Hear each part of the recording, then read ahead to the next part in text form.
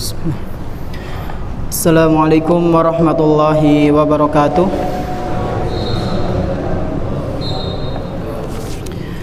Alhamdulillahirabbil alamin.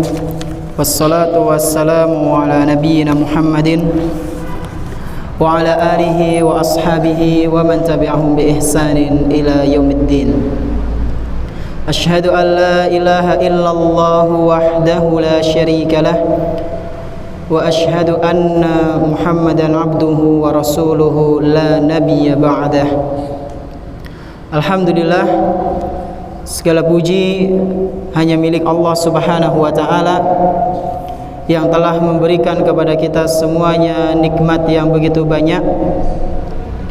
Dan di antara kenikmatan yang telah Allah Subhanahu wa taala berikan kepada kita yaitu nikmat Islam, iman, sehat, dan kita bisa menghadiri majelis ta'lim di salah satu rumah-rumah Allah Subhanahu wa taala yang kita cintai ini. Kita berharap kepada Allah Subhanahu wa taala semoga apa yang kita pelajari pada kesempatan malam yang berbahagia kali ini bisa kita terapkan dalam kehidupan sehari-hari dan bisa menjadi bekal kita kelak ketika berjumpa dengan Allah Subhanahu wa taala di hari akhir nanti. Allahumma amin. Salawat beserta salam semoga senantiasa tercurah limpahkan kepada Nabi kita yang tercinta, Nabi Muhammad sallallahu alaihi wasallam, beserta para keluarganya, para sahabatnya dan umatnya yang senantiasa mengikuti sunnah-sunnah beliau hingga hari akhir nanti. Jemaah sekalian yang semoga senantiasa dimuliakan oleh Allah Subhanahu wa taala.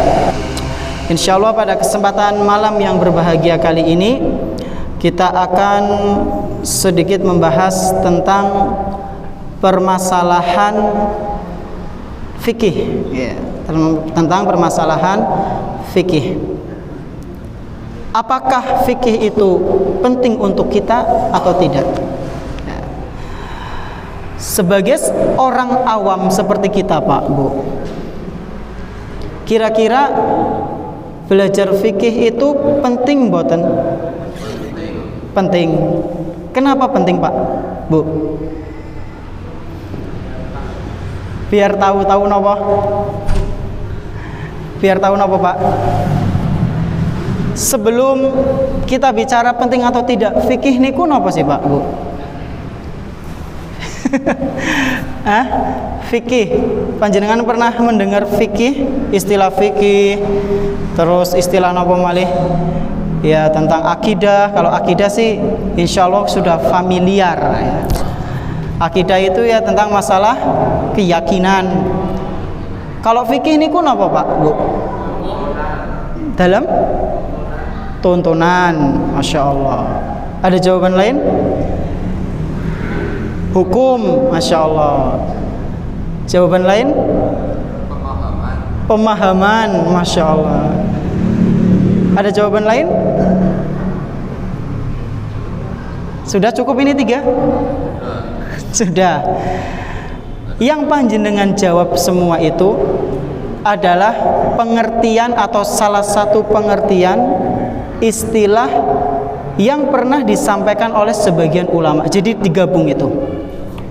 Secara ringkas, fikih itu adalah secara bahasa, fikih adalah pemahaman. Ini secara bahasa, sebagaimana yang disampaikan oleh panjenengan tadi. Fikih secara bahasa adalah pemahaman. Panjenengan sedang mempelajari hukum-hukum Islam, berarti panjenengan sedang mencoba memahami hukum-hukum syariat Islam. Ini secara bahasa. Adapun secara istilah, Pak, Bu, fikih itu adalah mengetahui hukum-hukum syariat. Kenapa? Mengetahui hukum-hukum syariat, baik itu berupa amalan maupun ucapan. Contohnya bagaimana, Ustadz? berusaha mengetahui suatu amalan apakah itu wajib atau sunnah. Ya, itu sudah masuk dalam masalah fikih. Ini haram atau makruh. Ya. Kemudian amalan-amalan sholat, bagaimana sholat pertama kali harus ditegakkan, ketika di tengah-tengah apa saja yang dilakukan, apa saja yang diucapkan, kemudian mengakhiri sholat itu bagaimana, inilah yang dinamakan fikih. Nah, seperti kita ini Pak Bu, sebagai orang yang awam, perlu tidak mempelajari fikih? Jawabannya perlu napa mboten? Perlu, bahkan sangat perlu. Ya. Kenapa bisa dikatakan perlu? Bahkan bisa dikatakan sangat perlu?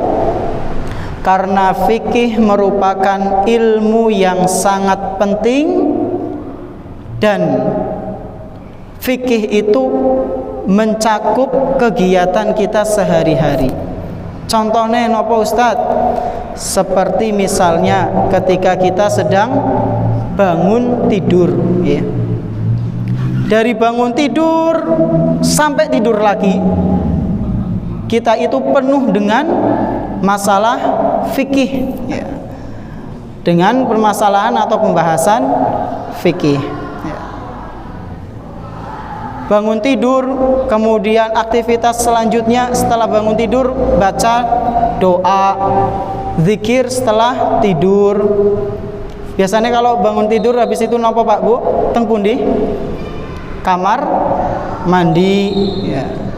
Kita butuh doa-doa untuk masuk ke dalamnya. Kemudian ketika keluar dari kamar mandi, kemudian setelah itu kita mendengar azan subuh, berangkat ke masjid, ya. Berangkat ke masjid. Lalu ketika di masjid kita harus tahu bagaimana adabnya, ya. Itu juga fikih, ya. Makanya itu pernah ada orang yang menulis buku judulnya Fiqhul Masjid. Bagaimana seorang muslim itu harus bisa paham kondisinya ketika berada di dalam masjid. Jadi fikih itu enggak hanya tentang masalah ibadah, ya, sholat, puasa, zakat, tapi dalam bermuamalah kita juga harus butuh yang namanya fikih, pemahaman yang benar yang dicontohkan dalam syariat Islam. Nah, cuman bedanya Pak Bu, kita yang sebagai orang awam, berbeda keadaannya dengan orang-orang para penuntut ilmu yang sesungguhnya, ya. Karena sebagian ulama itu memberikan kriteria seseorang itu bisa diberikan cap atau stempel sebagai seorang penuntut ilmu itu kapan? Di antara syaratnya adalah dia bisa bahasa Arab, ya. Kalau seperti kita ini berarti apa Ustadz? Apa udah penuntut ilmu? Ya penuntut ilmu sama saja, cuma secara bahasa. Mustami', seseorang yang hanya mendengarkan ilmu. Kalau orang yang benar-benar sebagai penuntut ilmu sejati, minimal dia bisa nopo? Bahasa Arab. Kenapa Ustadz kudu bisa bahasa Arab? Karena syariat Islam itu dengan nopo? Bahasa nopo? Arab. Al-Quran dengan bahasa Arab, hadis-hadis Nabi dengan bahasa Arab, kitab-kitab tafsir dengan bahasa Arab. Kalau seorang penuntut ilmu sejati kok bahasa Arab saja nggak menguasai, bagaimana bisa, ya, untuk berusaha mentelaah, memahami ajaran-ajaran Islam yang dari sumbernya. Nah, bedanya kita dengan penuntut ilmu sejati Pak Bu, kita sebagai seorang awam, kita belajar fikih cukup materi-materi yang sederhana saja, ya. Cukup materi yang sederhana saja yang akan kita gunakan untuk beribadah kepada Allah Subhanahu wa taala. Karena kalau kita masuk dalam masalah fikih jauh lebih dalam Pak Bu, itu di sana kan biasanya akan terdapat yang namanya perbedaan pendapat. Itu pasti. Kalau kita mau belajar masalah fikih, kita pasti akan ketemu dengan berbagai macam perbedaan pendapat. Dan itu bukan ranahnya kita. Di situ kita coba berusaha mencari dalil yang sangat kuat, ya, tanpa bimbingan ulama. Oh, itu bukan ranah kita. Itu ranah para mujtahid, orang-orang yang berusaha, ya, mencari hukum yang menurut mereka itu adalah hukum yang kuat. Kalau kita cukup dengan dalil-dalil yang sudah para ulama sarikan, lalu kita tinggal amalkan saja.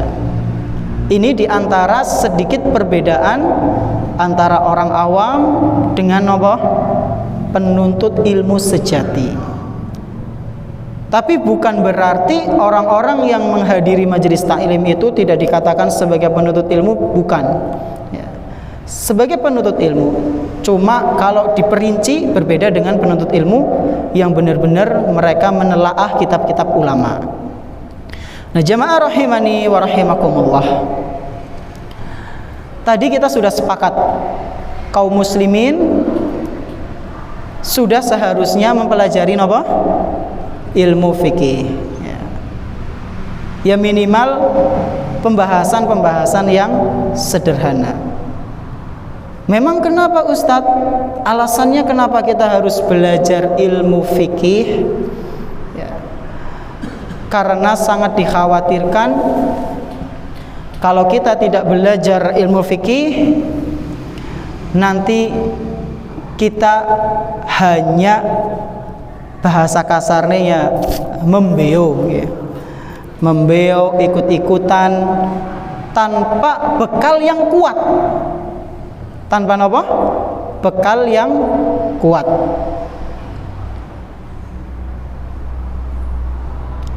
Karena kita ketika beribadah kepada Allah Subhanahu wa taala harus dengan ilmu yang benar. Ya. Seseorang ketika beribadah kepada Allah Subhanahu wa taala tidak boleh asal-asalan, Pak Bu.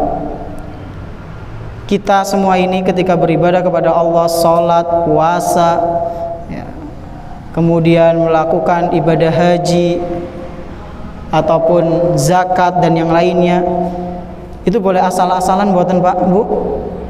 Buatan, ya. Karena ibadah itu pasti ada aturannya. Kalau kita asal-asalan dalam beribadah, sangat dikhawatirkan ibadah kita tidak diterima oleh Allah Subhanahu wa taala. Contoh asal-asalan itu bagaimana, Ustaz?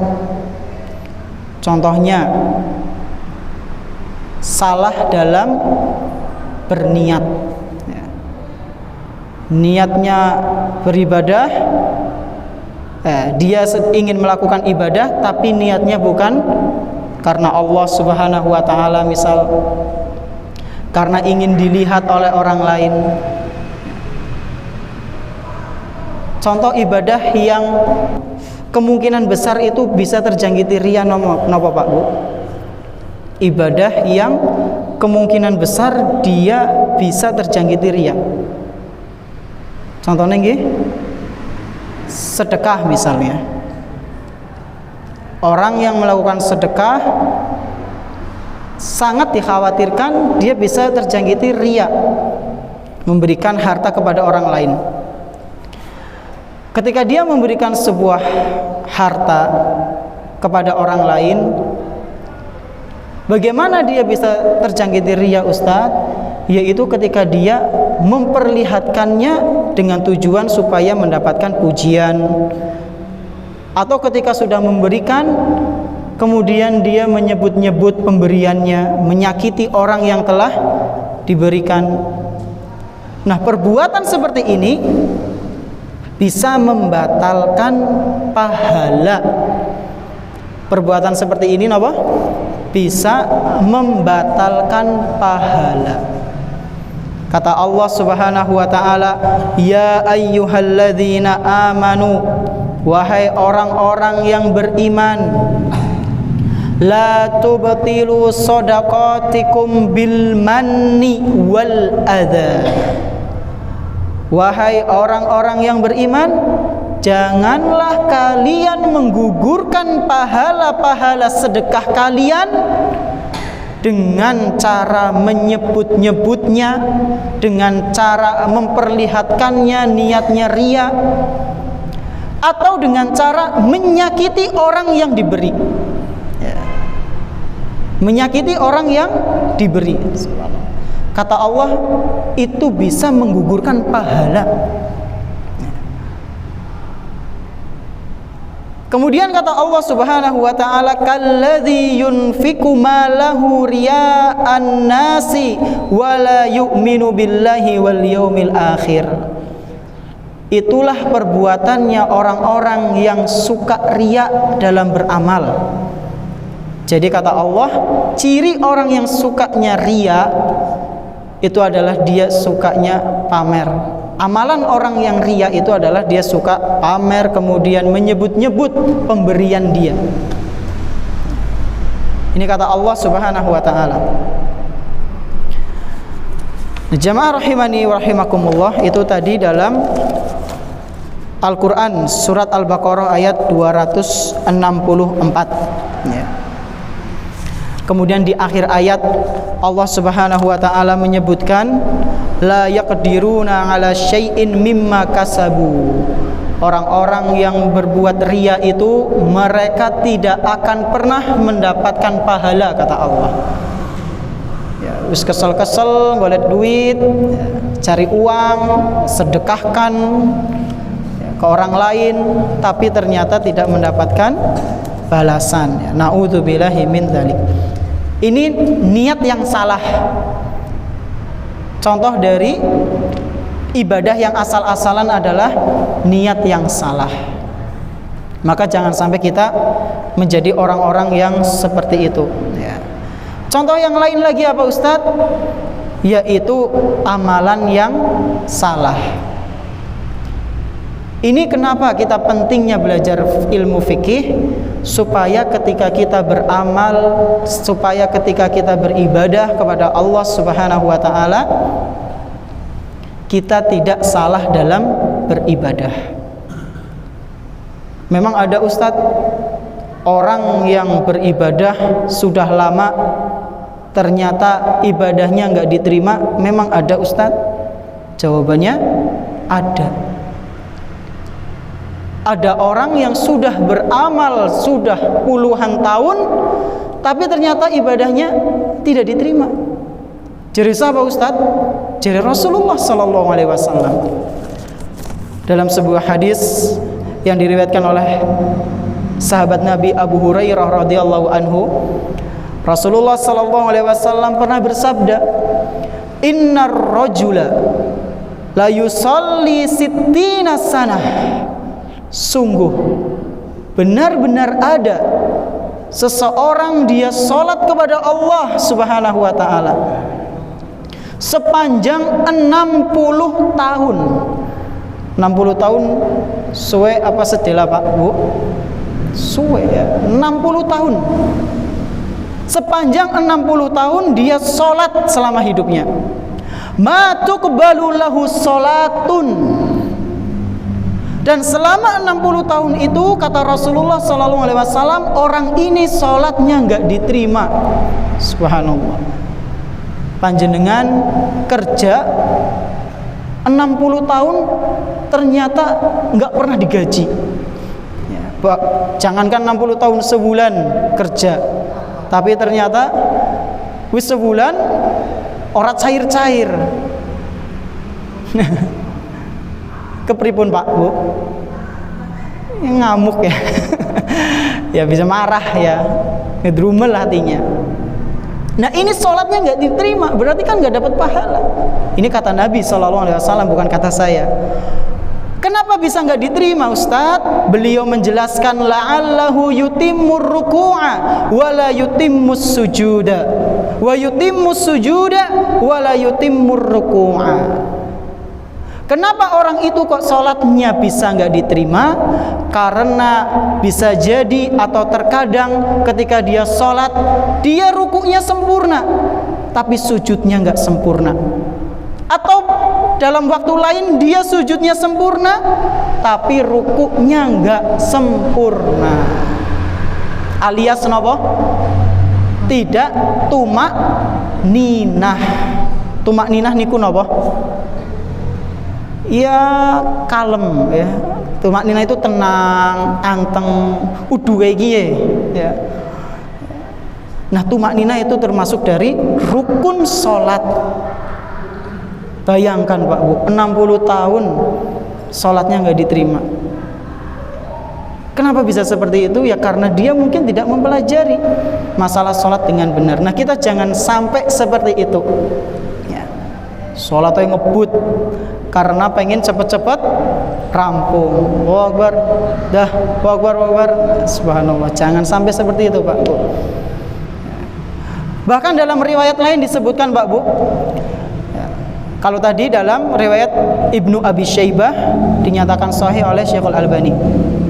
Dalam hadis lain disebutkan, kata Rasulullah sallallahu alaihi wasallam, aswa'un nasi sariqatan alladhi yasriku min salatihi. Orang yang paling buruk pencuriannya adalah orang yang mencuri salatnya. Maling yang paling buruk adalah maling ketika dia salat. Maksudnya kepriwe Ustaz? Di sini dijelaskan, para sahabat juga bingung waktu itu. Qalu ya Rasulullah wa kaifa yasriku min salatihi? Wahai Rasul, maksudnya kepriwe? Itu bahasa kita. Para sahabat Nabi sallallahu alaihi wasallam mereka bertanya kepada Nabi, "Wahai Nabi, maksudnya bagaimana? Pencuri yang paling buruk adalah pencuri ketika sholat." Maka kata Rasul sallallahu alaihi wasallam, la yutimmu ruku'aha wala sujudaha wala yutimmu sulbahu fir ruku'i was sujudi. Yaitu mereka yang buruk ketika sholat, mereka yang tidak menyempurnakan ruku, mereka yang tidak menyempurnakan sujud, gerakan-gerakannya ketika i'tidal nggak lurus, masih agak bengkong, ketika ruku juga nggak lurus ya. Nggak lurusnya bukan karena sudah berusaha tapi ternyata masih ada kekurangannya, bukan, tapi karena males ya. Nuwun sewu. Kadang saya pernah ya, jumpai itu ada orang sholat ketika ruku, sudah ruku, pas i'tidalnya tangannya kayak kurang semangat gitu ya. Nuwun sewu. Pripun biasanya? Kan habis ruku, kemudian sami Allah minggi ketok. Padahal yang diajarkan kan sampai pundak atau di bawah telinga ini. Nanti ada pembahasannya insyaallah kapan-kapan. Kemudian ketika ruku hanya kayak gini aja, nggak kayak gini, kayak gini. Ini berarti keluar dari tumak ninah. La yutimmu ruku'ahu. Tidak mensempurnakan rukuknya. Maka ini harus diperhatikan jamaah sekalian rahimani wa rahimakumullah. Itu tadi dalam riwayat Imam Ahmad dan derajat hadisnya dinilai sahih oleh Syekhul Albani. Ini dalam masalah salat, dalam masalah amalan. Jadi saya ulang, kenapa kita harus belajar fikih? Supaya ibadah kita tidak asal-asalan. Di antara contoh asal-asalan dalam ibadah adalah nggak menata niat dan juga salah dalam beramal. Contohnya tadi sholat. Contohnya adalah sholat. Itulah pentingnya kita belajar fikih. Ada manfaat lain jamaah sekalian. Kenapa kita harus belajar fikih? Sekurang-kurangnya kami bawakan ada empat manfaat kenapa kita sebagai orang awam perlu belajar fikih. Yang pertama, agar kita bisa beribadah dengan tenang dan mantap. Ya. Kita bisa beribadah dengan tenang dan mantap. Bagaimana bentuk ketenangan kita dalam beribadah? Ya, kita yakin tenang karena kemantapan kita tahu ini adalah dalil yang disyariatkan dalam Islam supaya kita melakukan ibadah ini. Kita memiliki dalil. Ketika kita beribadah, misalnya sholat kita seperti ini karena kita pernah belajar dalil dari Al-Quran maupun hadis yang menunjukkan kita suruh seperti ini. Ya. Ketika kita puasa di bulan Ramadan, karena kita memiliki dalil sehingga mantap dan tenang bahwasanya puasa Ramadan itu disyariatkan. Ini manfaat yang pertama. Ketika kita belajar fikih, nanti kita akan merasa tenang dan mantap ketika menjalankan ibadah. Kemudian yang kedua, yaitu menguatkan keimanan kita. Ketika kita mempelajari fikih, maka sedikit banyak akan membuat keimanan kita menjadi kuat. Karena iman itu bertambah dan berkurang, Pak Bu. Al-imanu yazidu wa yanqus. Iman itu terkadang nambah dan terkadang surut, berkurang. Yazidu bit-tha'ah wa yanqusu bil ma'siyah. Kata para ulama, keimanan itu bisa bertambah dengan ketaatan dan bisa berkurang dengan kemaksiatan. Nah, panjenengan atau kita jadi bisa mengukur kadar keimanan kita. Ketika lagi malas ibadah, kira-kira maksiat apa yang tadi baru dilakukan? Dan harus bagaimana? Di antaranya adalah menghadiri majelis taklim. Itu mengecas, menambah, men-charge keimanan kita. Atau membaca Al-Quran, mendengarkan nasihat, mendengarkan pengajian di YouTube atau yang lainnya, itu akan menambah keimanan kita. Nah, ketika mempelajari fikih, keimanan kita akan bertambah, akan semakin kuat. Jadi di antara manfaat kita belajar fikih adalah tadi yang pertama apa? Kita tenang dan mantap dalam beribadah. Yang kedua, hati kita menjadi tenang dan mantap dalam beribadah. Yang kedua, keimanan kita bertambah. Kita langsung yang ketiga, kenapa kita harus belajar fikih? Karena bisa memecahkan masalah.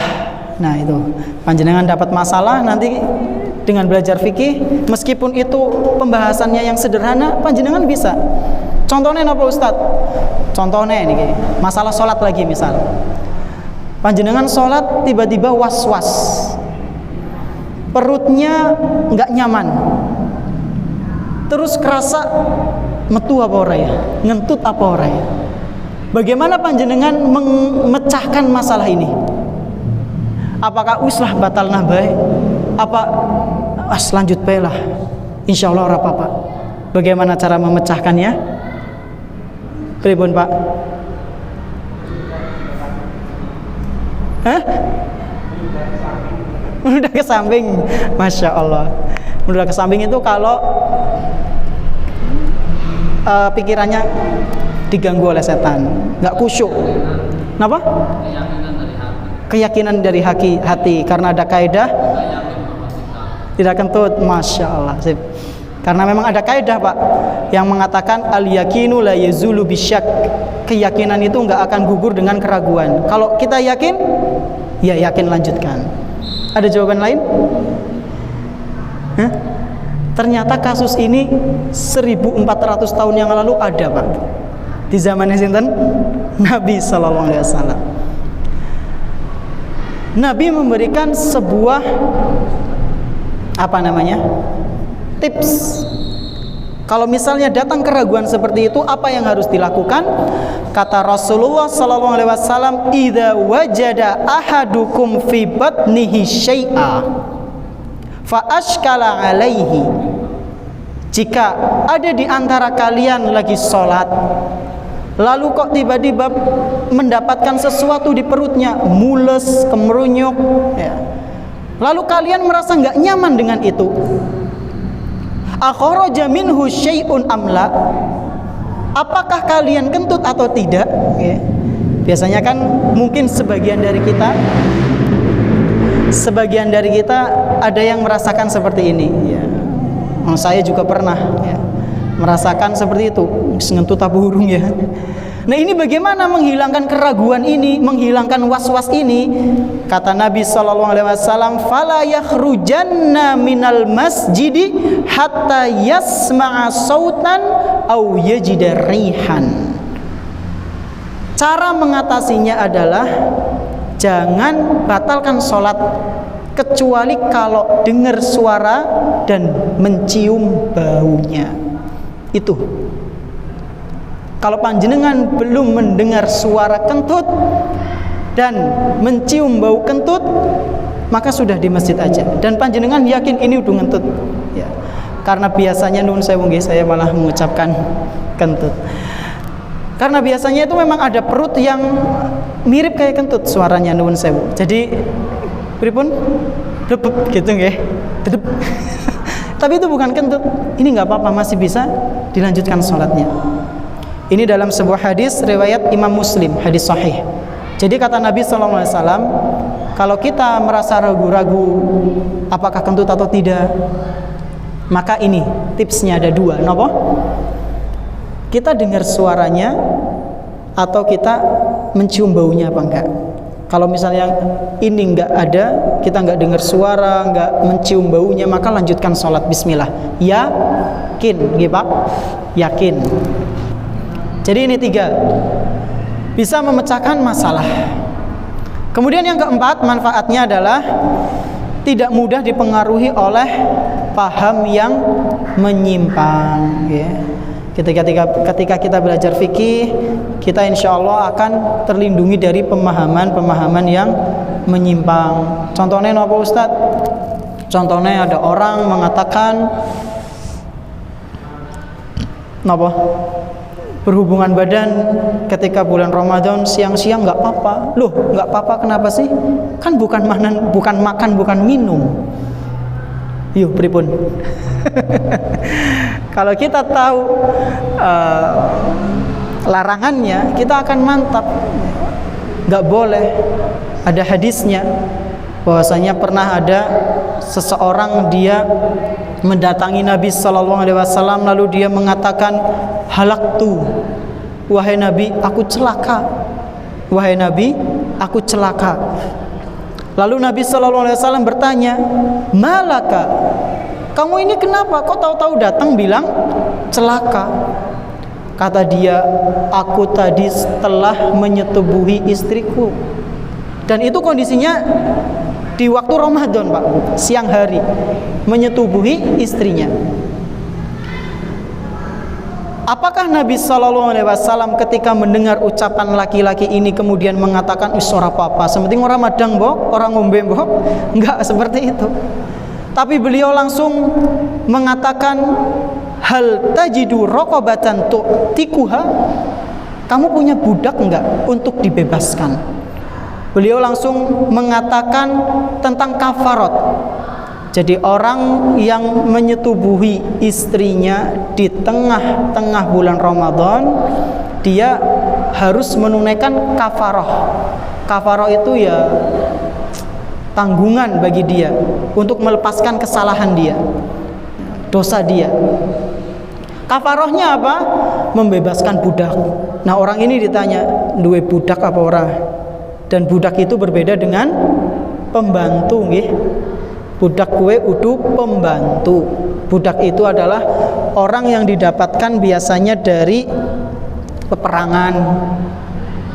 Ada peperangan, kemudian dari pihak musuh, mereka kalah, disandra orangnya, diambil kita. Nah, itu namanya budak. Nah, pembantu kan jasa, ya, kita pakainya jasa membayar. Orang ini ditanya kafaroh yang pertama, punya budak apa enggak? Ternyata dia jawab enggak punya. Yang kedua ditanya, kamu bisa enggak puasa 2 bulan berturut-turut?